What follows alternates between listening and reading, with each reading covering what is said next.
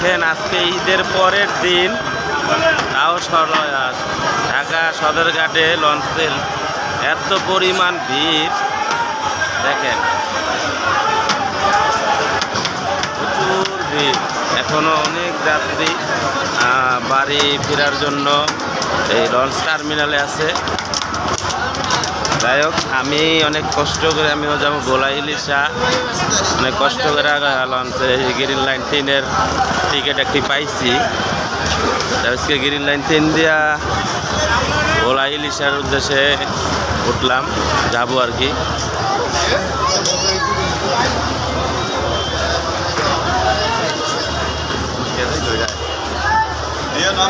গোলা ইলিশা যাবো এই যে গ্রিন লাইন 3 দিয়া, গ্রিন লাইন 3।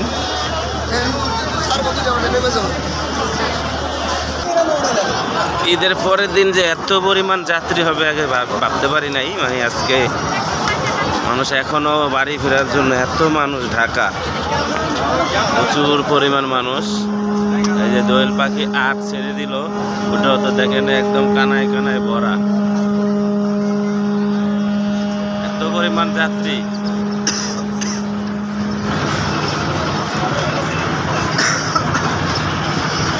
দোয়েল পাখি 8।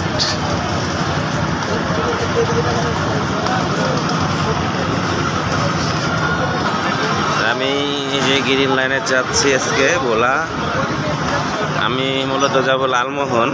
আমি তো লালমোহনের লঞ্চ তো রাত্রে ছাড়া হয় না, আর গ্রিন লাইনে ইলিশা হয়ে আজকে ভোলা ইলিশা যাব।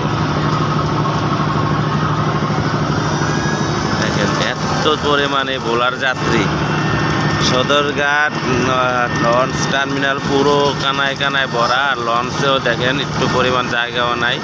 দোয়েল পাখি 10 চলে গেছে, এখন দোয়েল পাখি 8 যাইতেছে। দেখেন অনেক যাত্রী, যে দেখতে পাচ্ছেন বন্ধুরা।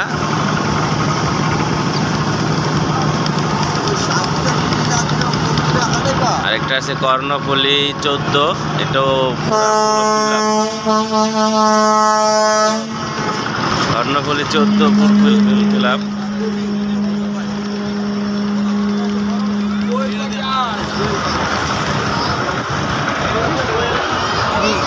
এই গ্রিন লাইনেও অনেকে টিকিট পায় নাই, অনেক যাত্রী এখনো দাঁড়িয়ে আছে মানে টিকিট নেওয়ার জন্য, কিন্তু টিকিট নাই।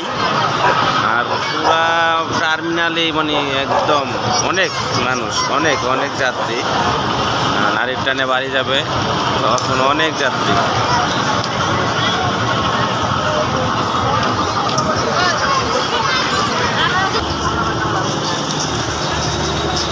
প্রত্যেকটি লঞ্চই অনেক ফুলফিল আপ, একদম ফুলফিল আপ, একদম মানে যাত্রীর চেয়েও বেশি যাত্রী আর কি। অনেক মানে কি কয় এটারে গনার বাইরে আর কি।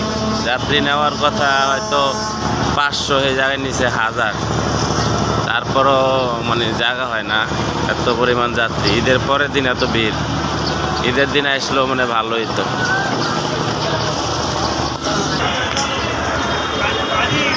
প্রচুর যাত্রী আজকে ঈদের পরের দিনও।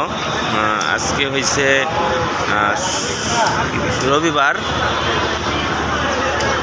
আজকে রবিবার, ঈদের ঠিক পরের দিন। আজকে ঢাকা সদরঘাটও অনেক যাত্রী। সবাই ভালো থাকবেন, সবাই সুস্থ মতো বাড়ি যাক এই কামনাই করি। আজকের জন্য এখানে বিদায় বন্ধুরা। দেখছেন।